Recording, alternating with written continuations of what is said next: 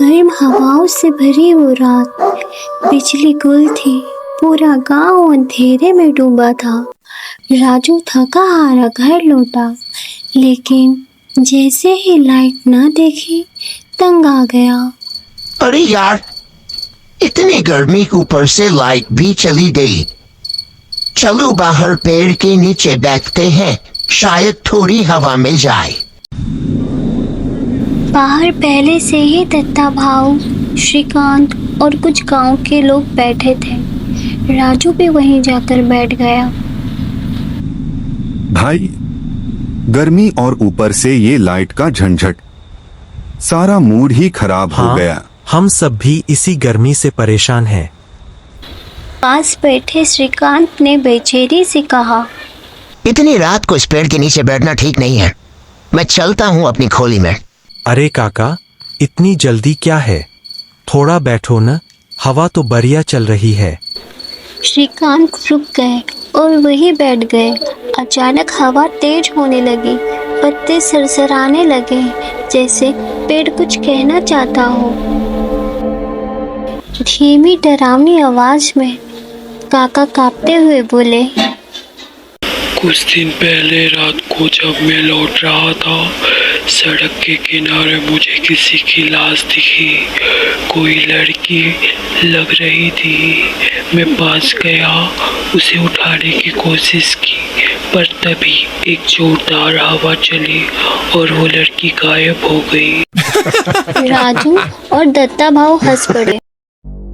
काका चुपचाप उठे और अपने कमरे की ओर बढ़े, लेकिन दिल में कुछ अजीब सी बेचैनी थी। बिस्तर पर लेटते ही उन्हें कुछ पुराना याद आया। एक रात वो अपनी गधी पर सवार होकर गांव लौट रहे थे।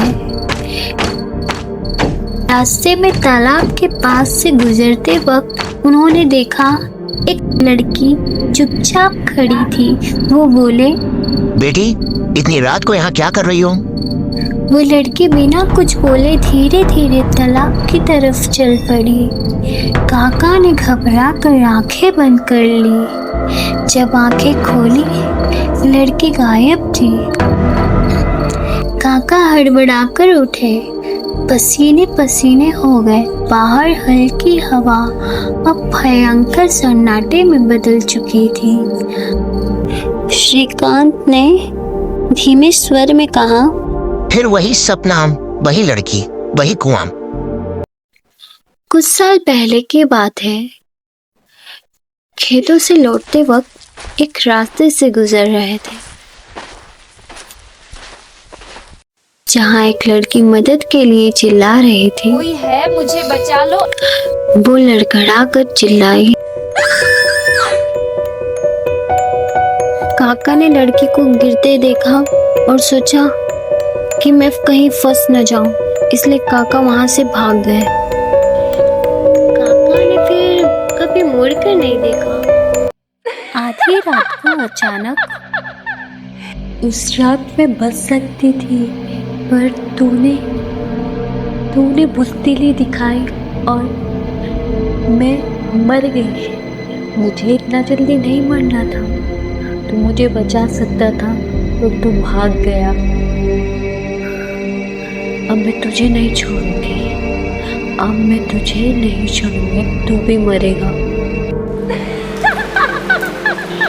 वो रात काका की आखिरी रात थी।